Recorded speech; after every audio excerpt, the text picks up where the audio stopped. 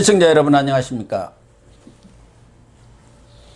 시사정담 시작하겠습니다. 시청자 여러분, 부산 민심이 심상치 않다는 여론조사 결과 보도가 잇따라 나오고 있는데요.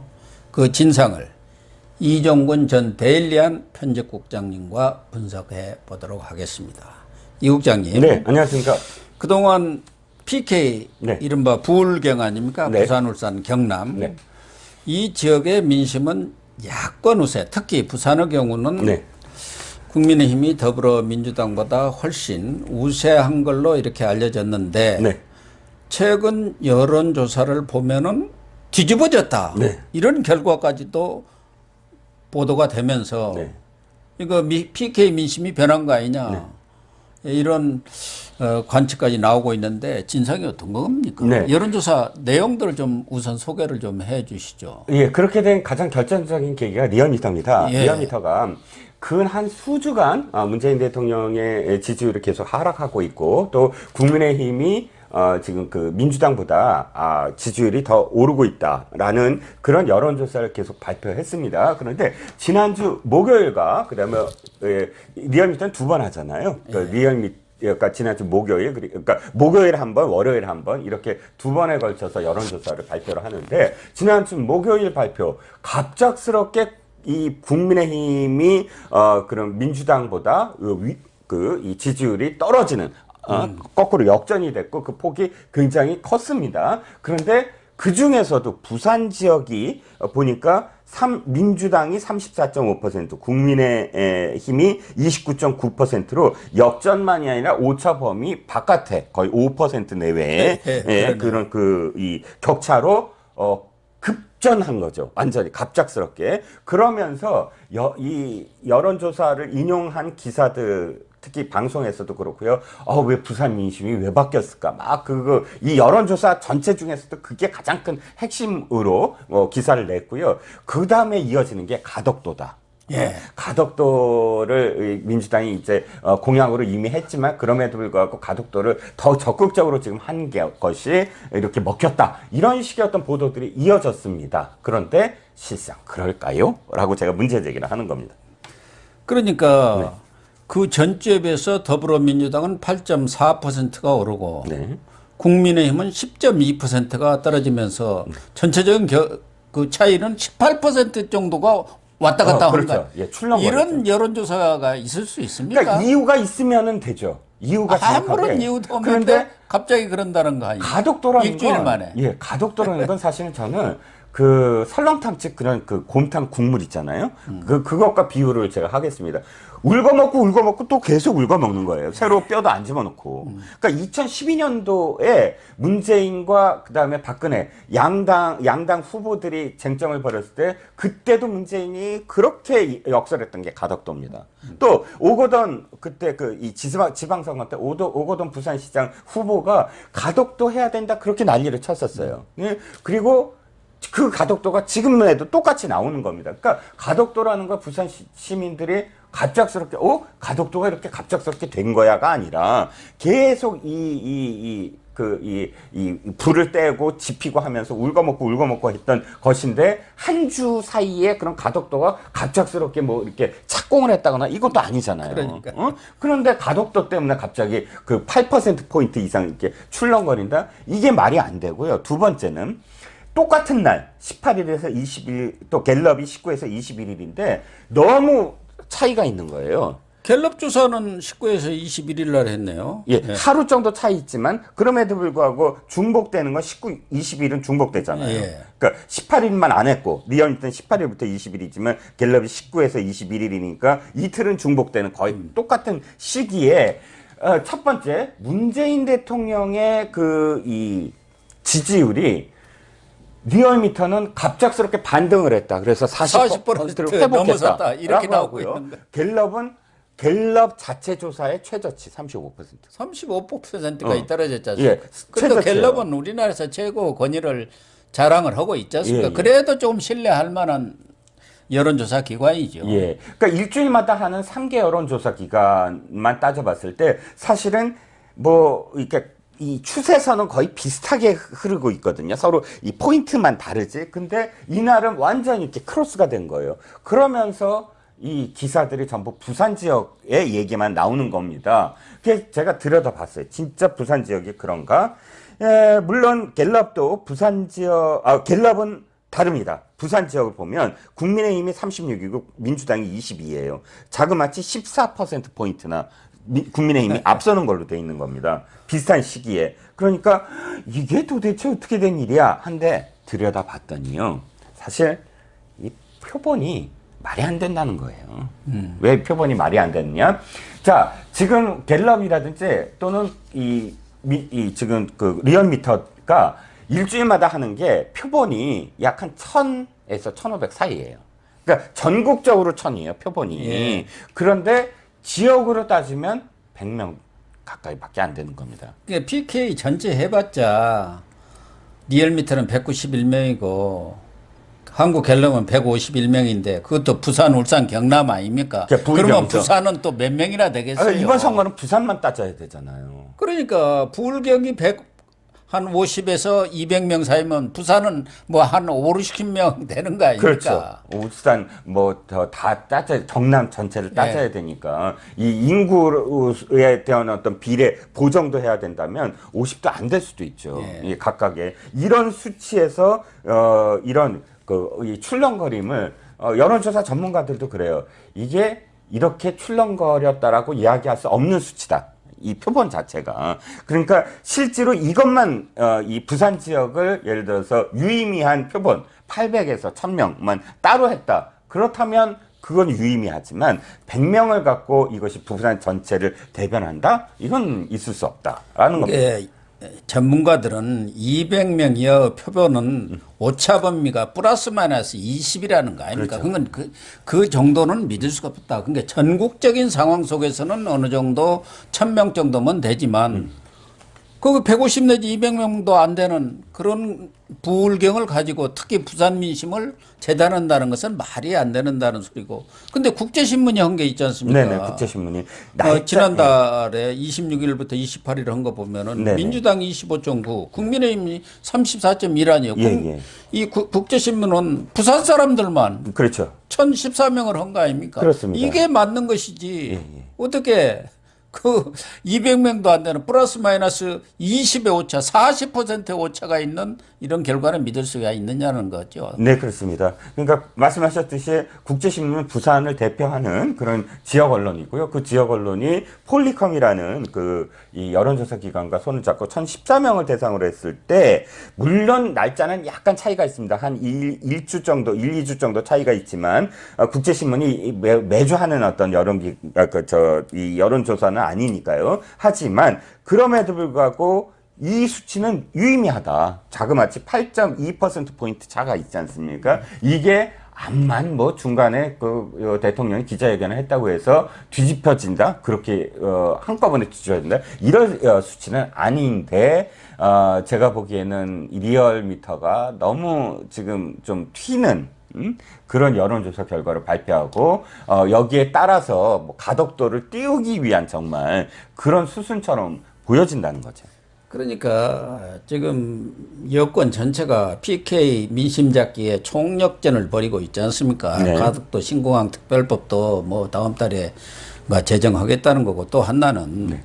과거 이해찬 발언 때의 얘기가 생각나요. 그게 아마 재작년인가 작년에인가 그 당시 국민의힘보다 민주당이 한참 밀리니까 리얼미터 또 여론조사를 아주 야단을 치고 혼을 낸 적이 있는데 그 다음 주에 10%가 확 뒤바뀐 적이 있었어요. 네. 네. 그런 기억나죠? 네, 그렇습니다. 그러니까 리얼미터는 뭐 어떤 평론가들은 조작미터라고 하는데 여권에서 뭐 한마디 하면 어느 날 그냥 갑자기 바뀌는 경우가 이번이 대표적인 거 아닙니까? 갑자기 부산 민심이 일주일 사이에 어떻게 18%가 왔다 갔다를 합니까? 그렇죠. 또 하나는 맞습니다. 대통령의 여론 지지도 그러니까 긍정평가가 리얼미터에서도 계속적으로 5% 내외. 중반대 30% 중반대. 오르락 내리락 하던 것을 갑자기 40%로 높아졌다.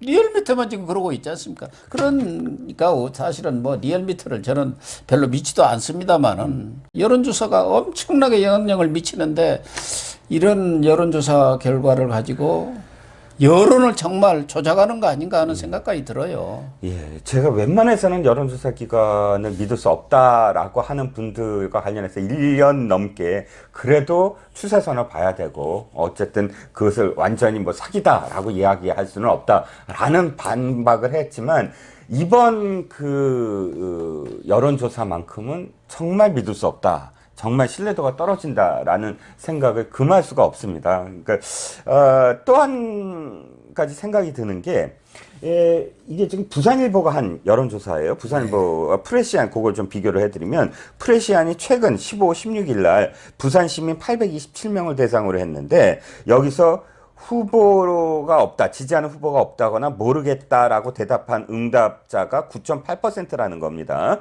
근데 한 달 전에 했던 부산일보의 부산 시민들 대상으로 했을 때 25%나 됐다는 거예요.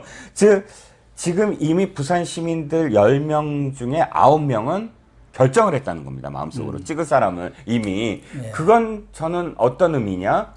이미 지금 구도라든지 부산의 지금 이 보궐선거의 구도 또 인물 여기서 이미 결정을 해버렸다라는 건 그 전까지 후보의 이 어떤 지지라든지 이런 것들이 쉽게 변하지 않는다는 것이고 그렇다면 동시간대에 했던 리얼미터가 사실은 이렇게 갑작스럽게 변했다. 근데 이쪽은 프레시아는 아니 이미 결정을 했다. 이 어떤 차이가 있다는 거예요. 저는 결정을 했다라고 부산 시민 827명을 대상으로 한 게 좀 더 정확하지 않느냐. 일주일 만에 변했다라고 지금 보여진 리얼미터의 여론조사보다는 훨씬 더 신뢰도가 높다라고 하고 싶습니다. 뭐 리얼미터 여론조사 결과를 과연 믿어야 하느냐는 전혀 설득력이 없다고 보고 문제는 지금 국민의힘 후보들입니다. 네. 거기 국민의힘이 PK에서 완전히 민주당을 압도하는 듯한 그런 민심의 흐름이 나타나니까 경선에서 이기기만 하면 따놓은 당상이다. 이렇게 생각하고 있는 거 아닙니까? 그래서 자기들끼리 지금 집안 싸움 총질을 하느라고 정신이 없잖아요. 흑색 선전, 뭐, 마타도 막 이렇게 뿌리면서 이전 투기를 벌이고 있으니까 부산 시민들이 당연히 실망을 하고, 그래서 안병길 의원, 그 부산시 공관위원 아닙니까? 네. 오직이야 경고까지 지금 바라고 있는 그런 상황 아닙니까? 이게 문제예요. 최소한 그러니까 이 큰 선거 때마다 국민의힘의 전신의 정당들까지 포함해서 계속 패배한 이유 중에 하나가 직전에 가면 선거 투표 직전일 가면 다 긴장이 완화되고 우리는 이길 거야라는 분위기가 언제나 있어 왔다는 거예요. 그러니까 사실 선거가 끝나자마자 늘 비판을 받는 건 영남 자민련.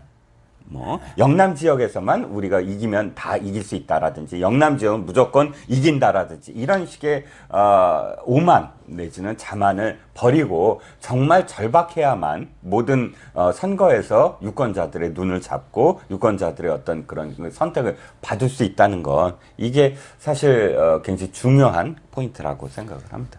지금 국민의힘하고 더불어민주당의 후보들 상황은 어떻게 되어 있습니까? 그죠?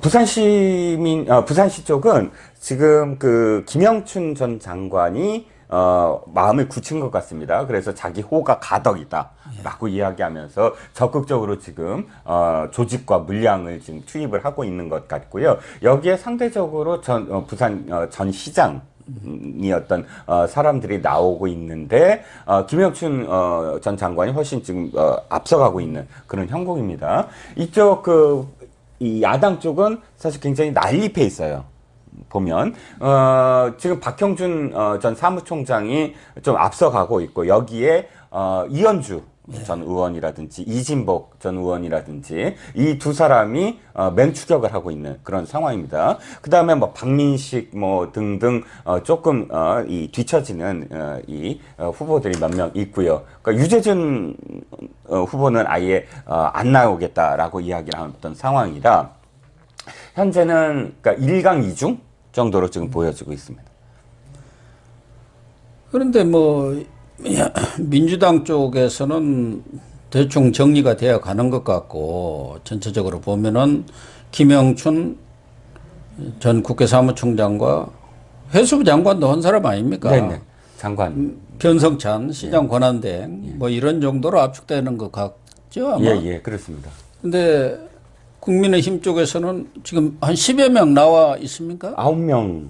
9명인데 그게 이제 박형준 전 이분도 국회 사무총장 했죠. 예, 예. 정무수석도 예, 하고 이현주 전 의원, 박성훈 전 경제부시장 네. 뭐 이런 분들이 다크호스로 지금 거론되고 있는 것 같아요. 그런데 이 9명이 그렇게 아주 그냥 이전 투구 치고받고 그런다는 거 아닙니까? 그래서 부산 민심을 돌아서게 만들고 있다는 거 아니에요? 예, 뭐 어쨌든 제가 보기에는 박형준 전 사무총장과 그다음에 나머지 후보들 간에 지금 어떤 논쟁이 좀 벌어지는 것 같고요. 적극적으로 지금 비판을 받는 어떤 대목들이 좀 있습니다. 그게 이제 이전 투구로 보일지 아니면 실제로 어떤 그 단순한 어떤 네거티브가 아니고 실체가 있는 부분인지는 좀 더 관심을 갖고 좀 지켜봐야 되는 게 아니냐. 왜냐하면 지금 부산 선거는 전국적인 어떤 이슈에서 조금 밀려나 있기 때문에 부산의 어떤 경선 과정을 전국적인 어떤 이슈가 돼버리면 그 안에 있는 어떤 과정들, 갈등의 과정들이 과연 이전 투구인지 아니면 정당한 어떤 문제 제기인지는 좀 저는 조심스럽게 지금 바라보고 있습니다. 뭐 가정사 뭐 이런 걸 지금 들춰내고 있어서 문제가 되고 있는 거 아니에요? 과열 혼탁양상을 빚은 게 무슨 정책 공약을 갖고 그러는 것은 아니잖아요. 아, 네. 개개인의 물론 사생활이라든가 뭐 그런 걸 가지고 지금 서로 들춰내서 공격하고 있는 거 아니에요? 예, 물론 그렇습니다. 뭐 그렇긴 한데요.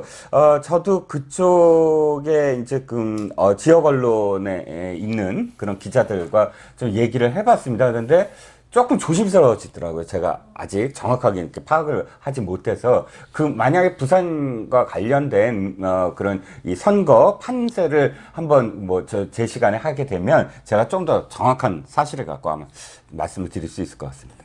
시청자 여러분, 지금 부산의 경우는 국민의힘 내에서 서로 총질을 하면서 부산 민심까지도 돌아서게 할 상황으로 이렇게 치달아가는 거 아니냐는 우려를 낳고는 있습니다. 물론 경선을 하다 보면은 다소 과열되는 측면도 있고 그런 과열이 국민적 또 관심도 불러일으키고 흥행을 돋우는 측면도 있습니다만은 지나친 흑색 선전이라든가 사생활 뒤집어서 폭로하는 그런 상황들로 갈 경우 아무리 여론조사상에 우세하다 하더라도 언제든지 민심은 뒤집어질 수 있는 것입니다. 이런 점에 대해서 뭐 부산 쪽에 있는 국민의힘 후보들도 각성을 해야겠지만 지도부가 먼저 정신을 바짝 차려야 합니다. 시청해 주셔서 감사합니다.